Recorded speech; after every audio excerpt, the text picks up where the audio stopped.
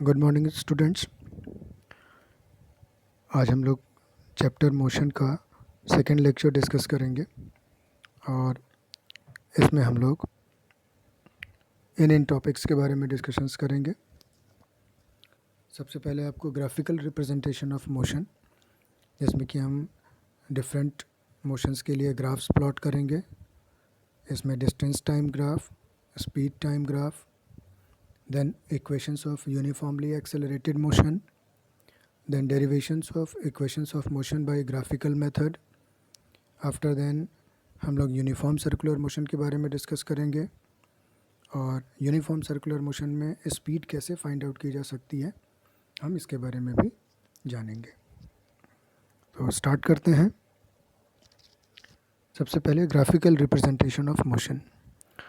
Exactly graphical representation क्या है कि आप टाइम के साथ साथ किसी ऑब्जेक्ट के मोशन में डिस्टेंस कैसे चेंज हो रहा है या उसकी स्पीड कैसे चेंज हो रही है, वेलोसिटी में किस तरीके से जो है उसके चेंजेस हैं या क्या वेलोसिटी में वेरिएशंस हैं या नहीं, टाइम के साथ साथ इन सभी जो है चीज़ों को अगर आप ग्राफिकल फॉर्म में रिप्रेजेंट करते हैं तो इसी को आप कहते हैं graphical representation of motion. In fact आप ये समझ सकते हैं कि हम टाइम के साथ स्पीड का, डिस्टेंस का, डिस्प्लेसमेंट का, वेलोसिटी या फिर एक्सेलरेशन का ग्राफ अगर स्टडी कर रहे हैं तो इसे हम ग्राफिकल रिप्रेजेंटेशन ऑफ मोशन कहते हैं। सबसे पहले हम लोग डिस्कस करेंगे यूनिफॉर्म मोशन के लिए।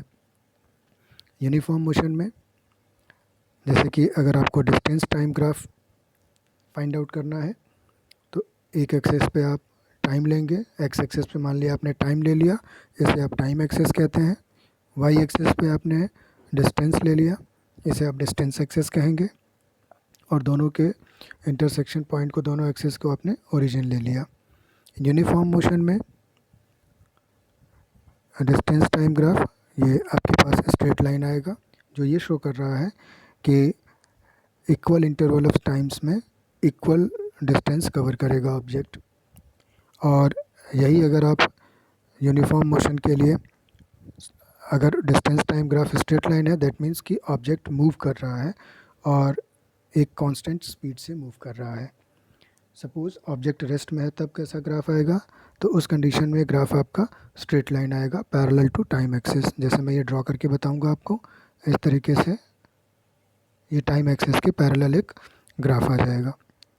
स्ट्रेट लाइन आएगी ऐसे, जो कि टाइम एक्सिस के पैरेलल होनी चाहिए। तो ये जो रेड वाला मैंने ड्रॉ किया है अभी, ये है uniform in fact object at rest के लिए डिस्टेंस टाइम ग्राफ है। डिस्टेंस एक फिक्स अमाउंट पे होगी, टाइम के साथ साथ डिस्टेंस में कोई भी चेंजेस नहीं होंगे। देन अगला देखते हैं। सपोज आपने टाइम एक्सेस पे एक पॉइंट लिया ए, बी पॉइंट लिया और उसे ऊपर की तरफ ग्राफ तक ले गए और वो पॉइंट ए पर ग्राफ को कट करता है। देन ए से आप एक लाइन लीजिए पैरेलल टू टाइम एक्सेस और ये डिस्टेंस एक्सेस को सी पे कट करता है। यहाँ हम लोग एक चीज़ फाइंड आउट करेंगे, the slope of the distance time graph. कैसे फाइंड आउट करेंगे स्लोप? स्लोप का मतलब है कि कोई भी ग्राफ की line, straight line, time axis से जो एंगल बनाती है उसके फॉर्म में स्लोप को डिफाइन किया जाता है। अगर ग्राफ ओ ए कम एंगल बनाता है तो स्लोप कम होगा, और अगर टाइम एक्सिस से एंगल इसका ज़्यादा है तो स्लोप ज़्यादा होगा। मैक्सिमम स्लोप की अगर बात करें तो ये डिस्टेंस एक्सिस वाली लाइन जो है, डिस्टेंस एक्सिस वाली लाइन ये मैक्सिमम स्लोप के लिए होगी और ये वाली लाइन ज़ीरो स्लोप के लिए होगी, टाइम एक्सिस वाली। लेकिन अगर ये जो है ओ ए लाइन पे है तो यहाँ पर एंगल आप देख रहे होंगे, इससे एंगल थीटा ये बनेगा इस एंगल से, और अगर ये एंगल बढ़ता जाएगा तो स्लोप बढ़ेगा, एंगल कम होगा तो स्लोप कम होगा। अब स्लोप को कैसे फाइंड आउट किया जा सकता है? This is A B upon O B. Distance में कितना चेंज आया है उसको अगर आप जो है टाइम के चेंज से डिवाइड कर देंगे या टोटल टाइम टेकन से डिवाइड कर देंगे तो आपको स्लोप मिलेगा। Y upon X, Y axis की वैल्यू अपॉन एक्स एक्सेस की वैल्यू किसी भी पॉइंट पे, इसे आप स्लोप कहते हैं। और अगर आप देखें स्लोप तो ए बी क्या है? ओ सी के इक्वल है। A B is equal to O C, और ए बी और ओ सी जो दोनों इक्वल होंगे तो ये डिस्टेंस को रिप्रेजेंट कर रहा है और ओ बी टाइम को रिप्रेजेंट कर रहा है। आप देखें ओ बी किसको रिप्रेजेंट कर रहा है, यहाँ से लेके यहाँ तक के टाइम को रिप्रेजेंट कर रहा है। तो डिस्टेंस अपॉन टाइम क्या आ जाएगा, स्पीड, और A B upon O B slope of the graph है, इसलिए आप कह सकते हैं कि डिस्टेंस टाइम ग्राफ का स्लोप ऑब्जेक्ट की स्पीड को बताता है। देन स्पीड टाइम ग्राफ, अगर आप डिस्टेंस टाइम ग्राफ के बाद स्पीड टाइम ग्राफ देखें तो speed time graph uniform motion के लिए, अब आपको पता है कि यूनिफॉर्म मोशन में ऑब्जेक्ट की स्पीड कांस्टेंट होती है, तो टाइम के साथ साथ स्पीड में कोई भी चेंजेस नहीं आएंगे। तो ग्राफ कुछ इस तरीके का आएगा, ये टाइम एक्सिस प्लॉट किया, ये आपने जो है स्पीड एक्सिस प्लॉट किया, ओरिजिन, देन ये ग्राफ आएगा parallel, straight line parallel to time axis. और सपोज़ अगर ऑब्जेक्ट रेस्ट पे है, जैसा मैंने कि पहले भी डिस्कस किया distance time graph at rest, तो ऑब्जेक्ट अगर रेस्ट में है तो स्पीड टाइम ग्राफ क्या आएगा, बिल्कुल a parallel line, a line coinciding time axis. जैसे मैंने अभी ड्रॉ किया, रेड कलर की लाइन आप देख रहे हैं टाइम एक्सिस के ठीक ऊपर आ जाएगी, तो ये रिप्रेजेंट करेगा स्पीड टाइम ग्राफ उस ऑब्जेक्ट का जो कि रेस्ट में है। और ब्लू वाली लाइन एक कांस्टेंट स्पीड से मूव करते हुए ऑब्जेक्ट की मोशन को रिप्रेजेंट कर रहा है। तो ये यूनिफॉर्म मोशन के दो ग्राफ्स आपने देखे, डिस्टेंस टाइम ग्राफ और स्पीड टाइम ग्राफ। और स्पीड टाइम ग्राफ से आप डिस्टेंस ट्रेवल्ड निकाल सकते हैं।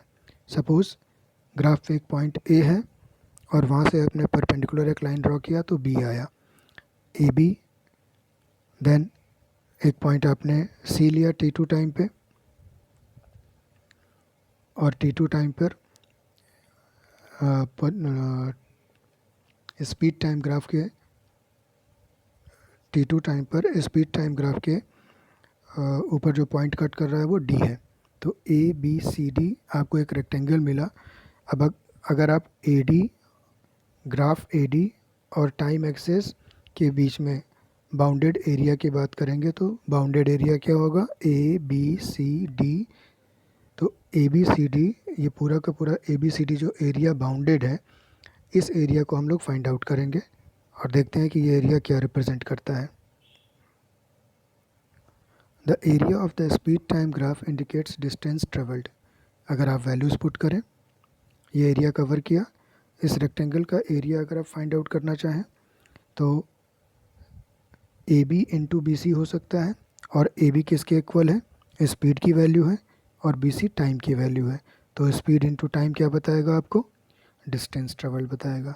तो अगर आपके पास स्पीड टाइम ग्राफ है तो एरिया किन्हीं दो टाइम के लिए या किसी गिवन टाइम इंटरवल के लिए, जैसे t1 से t2, दो टाइम मतलब t1 time and t2 time, इन दोनों के बीच के जो है समय को आप टाइम इंटरवल कहेंगे। इस टाइम इंटरवल में ऑब्जेक्ट ने कितना डिस्टेंस ट्रैवल किया, अगर आप ये फाइंड आउट करना चाहते हैं तो आपको area A B C D find out करना पड़ेगा।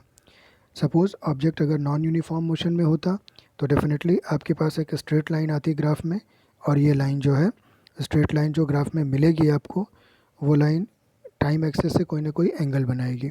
तो उस पे दो अगर पॉइंट्स लेते हैं आप तो उन दोनों पॉइंट से टाइम एक्सेस पे वर्टिकल लाइंस ड्रॉ कर दीजिए, जो भी एरिया बाउंडेड है वो डिस्टेंस ट्रेवल्ड के इक्वल होगा।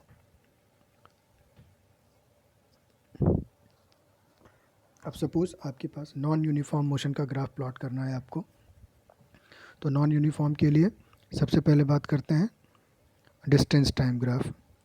Distance and time, origin is there, इस तरीके का ग्राफ आएगा। स्ट्रेट लाइन नहीं आएगी बल्कि कर्व्ड लाइन आएगी, और कर्व्ड लाइन ये बताएगी कि डिफरेंट इक्वल टाइम इंटरवल्स में ऑब्जेक्ट ने डिफरेंट डिस्टेंस ट्रेवल किया, और यहाँ पर ऑब्जेक्ट बाद के इंटरवल में ज़्यादा डिस्टेंस ट्रेवल कर रहा है। जैसे अगर आप दो टाइम इंटरवल्स लें, यहाँ पर एक ये लिया आपने, एक ये लिया, तो इस टाइम इंटरवल में देखिए डिस्टेंस कितनी कम है।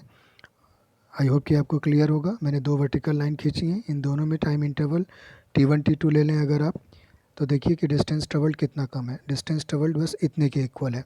इसी तरीके से अगर आप बाद के टाइम में लें, दो वर्टिकल लाइंस, एक लिया आपने यहाँ पर, एक लिया आपने यहाँ पर, अच्छा रुकिए दूसरा लेते हैं जो कट करें, एक लाइन ये ली, एक लाइन आपने ये ली। अब इसमें अगर आप डिस्टेंस ट्रेवल्ड की बात करें तो अब देखें कि यहाँ से यहाँ तक का डिस्टेंस ट्रेवल्ड है ऑलमोस्ट उतने ही टाइम इंटरवल में।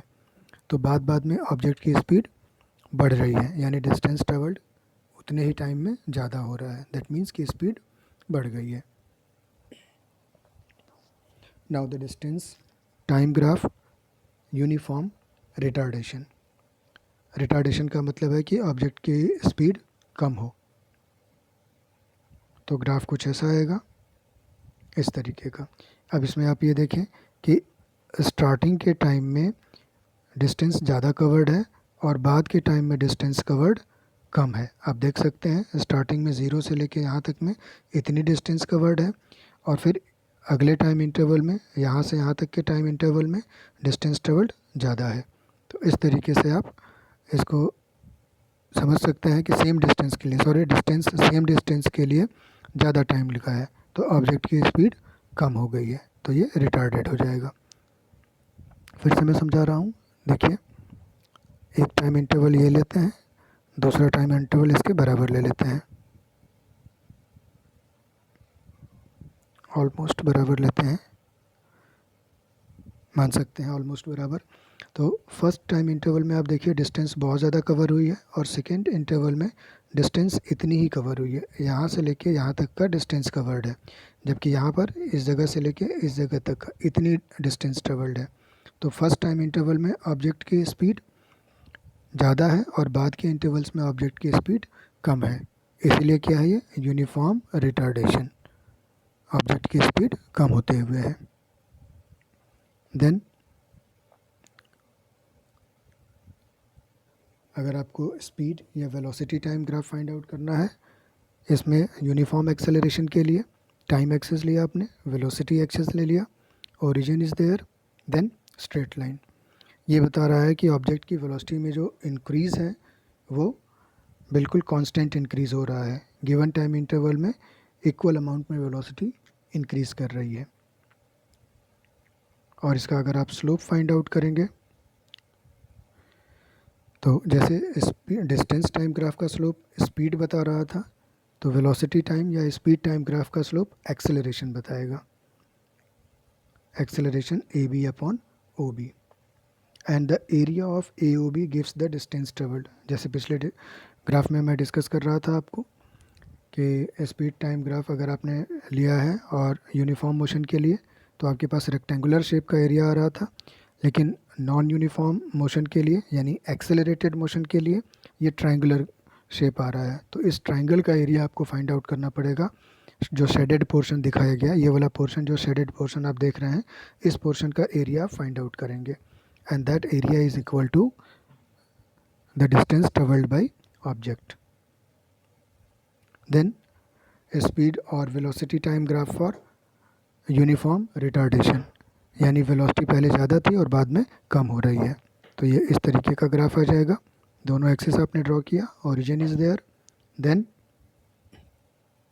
ये देखिए ऐसे जब टाइम शुरू के टाइम में वेलोसिटी ज़्यादा है और बाद के टाइम में वेलोसिटी कम हो गई है, ओ पर वेलोसिटी मैक्सिमम है, बी पर वेलोसिटी 0 है, इसका मतलब कि शुरुआत में वेलोसिटी ज़्यादा थी और बाद में वेलोसिटी कम हुई है। तो जब वेलोसिटी या स्पीड कम होती है तो इसको रिटार्डेशन कहा जाता है, लेकिन ये रिटार्डेशन कैसा है, uniform, given interval of time में वेलोसिटी में या स्पीड में जो डिक्रीज़ है वैल्यू में वो सेम है, इसलिए क्या होगा, यूनिफॉर्म रिटार्डेशन। तो इस तरीके का ग्राफ मिलेगा आपको। और the slope of velocity time graph indicates retardation, और इसका स्लोप नेगेटिव आएगा, A O upon O B is retardation, और इसका अंदर का जो एरिया होगा शेडेड पोर्शन का जो एरिया है, जो शेडेड पोर्शन है, that is distance travelled. Now the velocity time या speed time graph for non uniform acceleration होना चाहिए।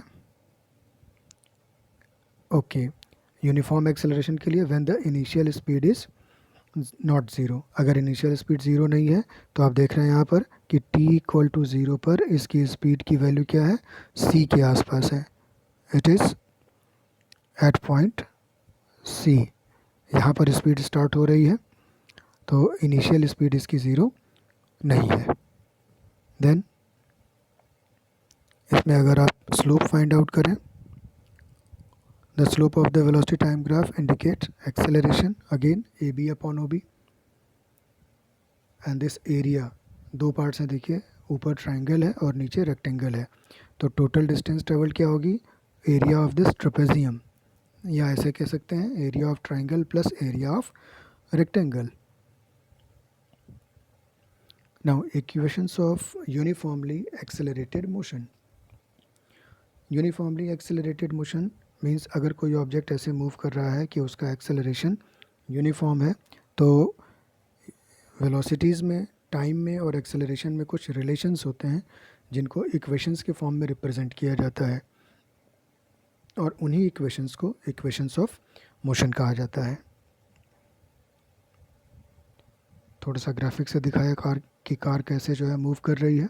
इनिशियल स्पीड या इनिशियल वेलोसिटी इसकी u हो गई, एक्सेलरेशन a हो गया, and distance travelled t s हो गया, टाइम टेकन t हो गया, और फाइनल वेलोसिटी v हो गई. तो इस तरीके से ये 1 2 3 4 5 5 वेरिएबल्स हैं, initial velocity, acceleration, distance travelled, time taken, final velocity. तो इनमें जो रिलेशंस बनते हैं वो इक्वेशंस के फॉर्म में लिए जाते हैं, और टोटल 3 इक्वेशंस हैं, उन्हीं को आप equations of uniformly accelerated motion कहते हैं. और ये इक्वेशंस केवल यूनिफॉर्मली एक्सेलरेटेड मोशन के लिए ही एप्लीकेबल है. Consider a body moving with initial velocity u, acceleration accelerates at a uniform rate a. Let v be the final velocity after time t and s be the displacement.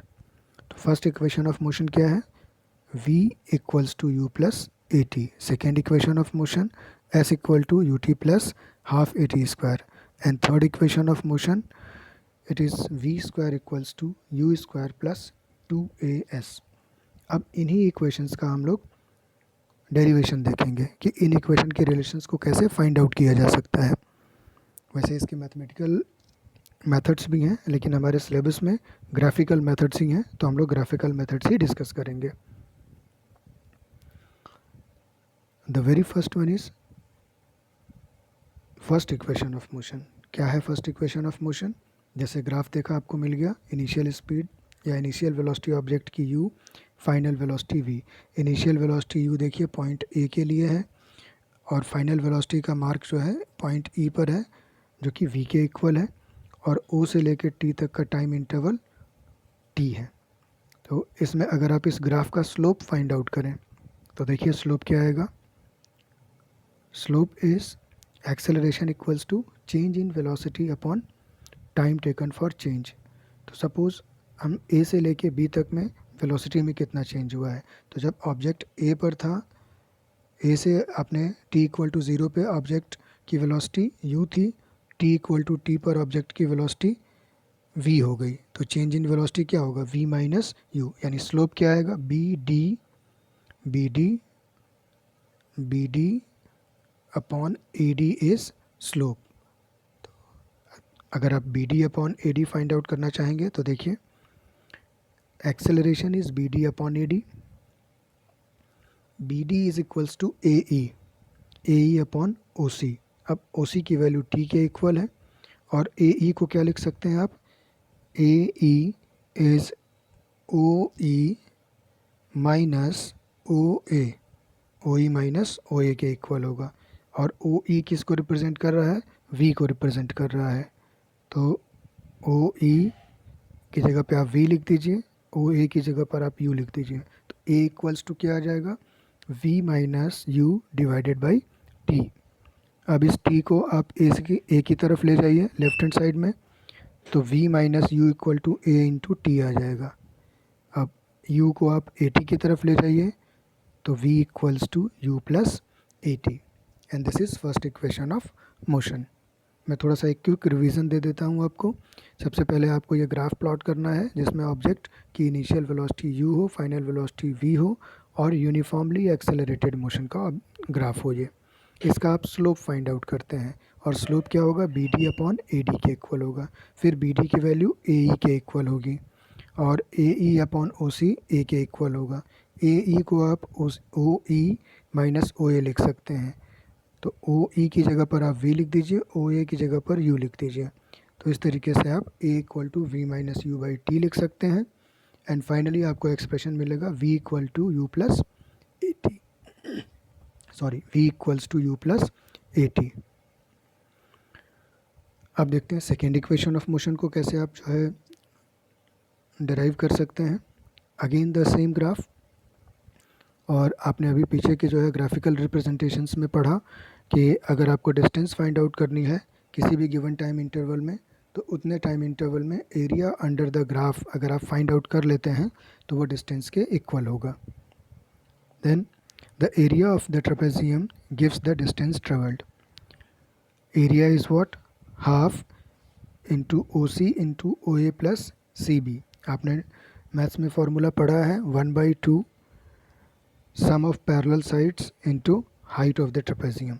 तो sum of parallel sides क्या है, ओ ए और C B. आप देखिए ओ ए और ये C B, ये दोनों पैरेलल साइड्स हैं ओ ए और सी बी।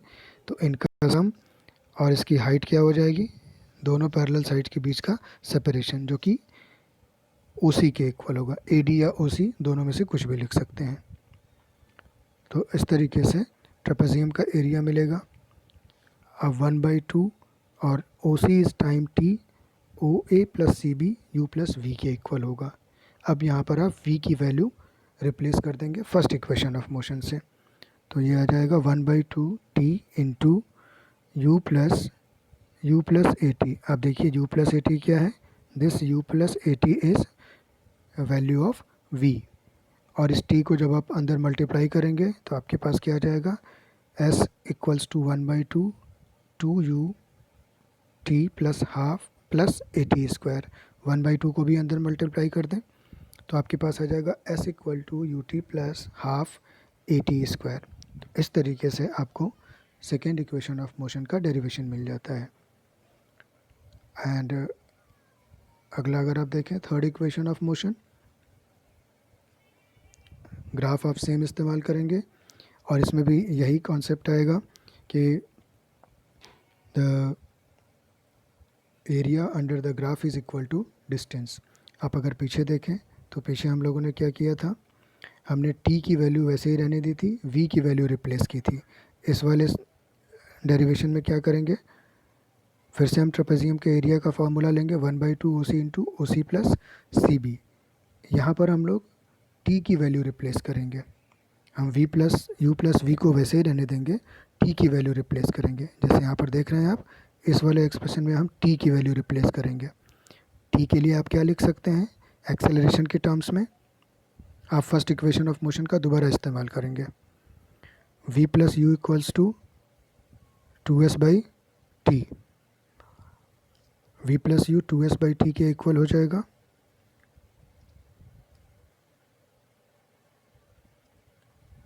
यस, हाफ को आप 2 से मल्टीप्लाई कर सकते हैं, तो 2s divided by T equal to V plus U, इस तरीके से भी किया जा सकता है। Then from first equation of motion we have v minus you equals to 80, then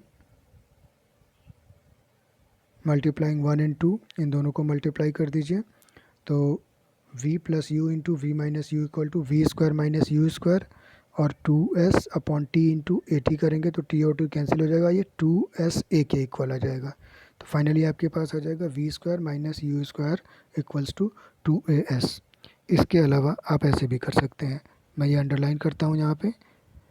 इस एक्सप्रेशन में v प्लस यू को वैसे ही रहने दीजिए, t की value first equation of motion से पुट कर दीजिए। क्या पुट कर सकते हैं t की value, t equals to v minus you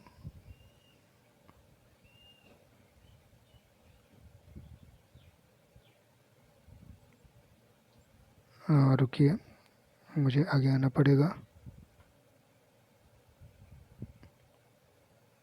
ये काफ़ी पीछे चला गया। थर्ड इक्वेशन ऑफ मोशन पे थे हम लोग।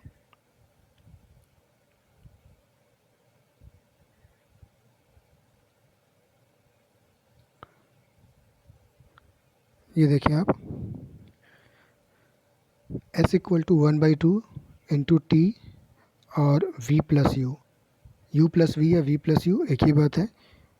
मैं पेन का इस्तेमाल करके यहाँ पर आपको डिस्कस कर रहा हूँ। देखिए फर्स्ट इक्वेशन ऑफ मोशन क्या कहती है, v minus you equals to v minus u, v minus you equals to a t. तो आप t इक्वल्स टू क्या लिख सकते हैं, v minus you divided by a।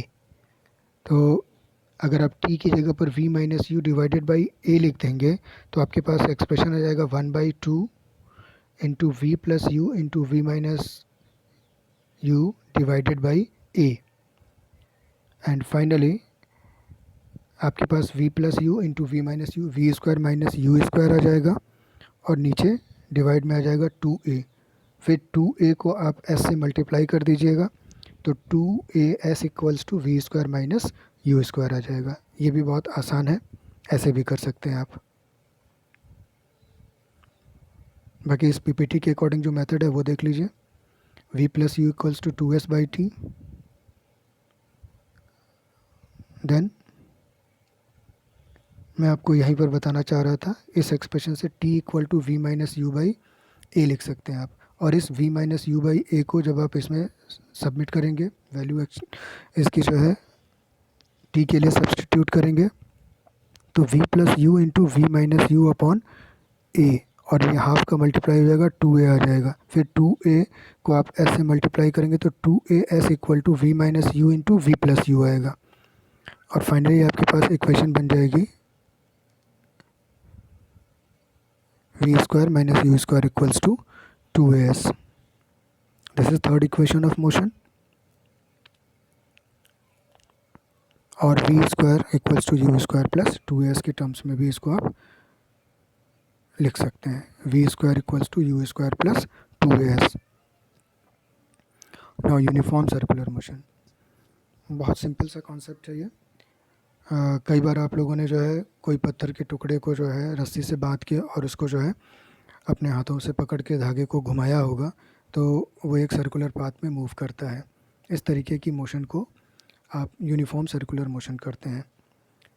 Uniform होने का मीनिंग क्या है कि एक राउंड कंप्लीट करने में अगर उसको एक फ़िक्स टाइम लगता है तो इसकी मोशन क्या होगी, यूनिफॉर्म होगी। और सर्कुलर पाथ में मूव कर रहा है इसलिए यूनिफॉर्म सर्कुलर मोशन। कैसे समझ सकते हैं, देखिए सपोज़ कोई ऑब्जेक्ट है और ये डिफरेंट शेप के जो है शेप्स हैं, इसके अलॉन्ग ये मूव कर रहा है। रेक्टेंगल के अलॉन्ग मूव किया, ये हेक्सागन के अलॉन्ग, ऑक्टागन इसके अलॉन्ग, इसी तरीके से सर्कुलर पाथ पे और ऐसे मूव करना शुरू करें। तो इस तरीके से आप कह सकते हैं कि अगर ऑब्जेक्ट एक सर्कुलर पाथ पे कांस्टेंट मोशन से मूव करता है, कांस्टेंट स्पीड से मूव करता है तो उसको आप यूनिफॉर्म सर्कुलर मोशन कहते हैं। ये बिल्कुल लास्ट वाला ये भी आप देख सकते हैं, दिस वन, और ये यूनिफॉर्म सर्कुलर मोशन के एग्जांपल्स हैं। एग्जांपल्स अगर देखे जाएँ यूनिफॉर्म सर्कुलर मोशन के तो सपोज़ आप वॉच में सेकेंड्स हैंड्स या मिनट हैंड्स देखते हैं तो अगर ये मूव करती हैं तो इनके टिप्स की मोशन जो है यूनिफॉर्म सर्कुलर मोशन होती है। इसी तरीके से अगर आप ये एज्यूम कर लें कि अर्थ सन के चारों तरफ एक सर्कुलर ऑर्बिट में मूव कर रही है तो अर्थ की ऑर्बिटिंग मोशन भी क्या होगी, यूनिफॉर्म सर्कुलर मोशन होगी। जनरली ऐसा होता नहीं है, प्लैनेट्स इलिप्टिकल पाथ में मूव करते हैं, बट अगर आप एज्यूम कर लें कि सर्कुलर पाथ पे है तो वो सर्कुलर मोशन है। Then the motion of a body in a circular और एंगुलर और curved path is called circular और एंगुलर और कर्वी लीनियर मोशन। किसी भी कर्व्ड पाथ में मूव करेगा तो उसको कर्वी लीनियर मोशन कहेंगे। लेकिन when a body moves in a circular path with uniform speed it's motion is called uniform circular motion. The velocity changes at each and every instant and hence the body experiences acceleration। Actual में uniform circular motion में जैसे ये green dots आप देख रहे हैं move कर रहे हैं तो आप इन जगहों पर अपने आप को एज्यूम करिए और जैसे आपके आई साइट है जिस तरह आप देख रहे हैं, अगर आप सर्कुलर पाथ में मूव करें तो आपके साइट जो है बार बार चेंज होती है और एक्चुअल में वेलोसिटी की जो डायरेक्शंस होती हैं वो इन सर्कल्स पे जो टेंजेंट्स आप ड्रॉ करते हैं उनके अलॉन्ग होती हैं। तो अगर ये पॉइंट जैसे यहाँ ग्रीन डॉट यहाँ पर आएगा तो डायरेक्शन एरो की तरफ होगी, अगर इधर आ गया तो डायरेक्शन इस वाले एरो की तरफ हो जाएगी। तो आप देखेंगे कि जैसे जैसे ये सर्कुलर पाथ में मूव करेगा वैसे वैसे इसकी डायरेक्शन बार बार चेंज होगी। और अगर किसी ऑब्जेक्ट में कांस्टेंट स्पीड है लेकिन केवल डायरेक्शन भी चेंज हो रही है तो उसकी वेलोसिटी चेंज होगी, और वेलोसिटी चेंज होने पे क्या मिलेगा आपको? एक्सेलरेशन। और मैं बता दूं आपको कि यूनिफॉर्म सर्कुलर मोशंस में एक्सेलरेशन होता है और वो एक्सेलरेशन सेंटर की तरफ होता है, जिसको आप सेंट्रीपिटल एक्सेलरेशन कहते हैं। और ये सेंट्रीपिटल एक्सेलरेशन के बारे में आप डिटेल में हायर क्लासेस में पढ़ते भी हैं। देन अगर आपको जो है सर्कुलर पाथ पे मूविंग ऑब्जेक्ट का स्पीड फाइंड आउट करना हो, सपोज़ सर्कुलर पाथ का रेडियस r है, तो 1 राउंड में डिस्टेंस ट्रेवल्ड क्या होगा? 2 pi r, distance travelled in 1 round, it is equal to circumference of the circle, 2 pi r के इक्वल होगा। और मान लीजिए कि 1 राउंड का टाइम पीरियड t है, तो 2 pi r by T is velocity of the body in circular path. इसकी डायरेक्शन टेंजेंट के अलॉन्ग होगी, जैसा मैंने अभी बताया था आपको। तो examples of uniform circular motion क्या हो सकते हैं? मैंने कुछ बताए थे, वही यहाँ पर भी हैं। Artificial satellites move under uniform circular motion around the earth. The moon moves in uniform circular motion around the earth. The tip of a second hand of a clock exhibits uniform circular motion. In fact केवल second hands नहीं, minutes hand भी और hours hand भी जो है circular motion ही करता है, बस उनके टाइम पीरियड जो है 1 राउंड के ज़्यादा होते हैं। This is all about uniform circular motion and the remaining part of the chapter motion.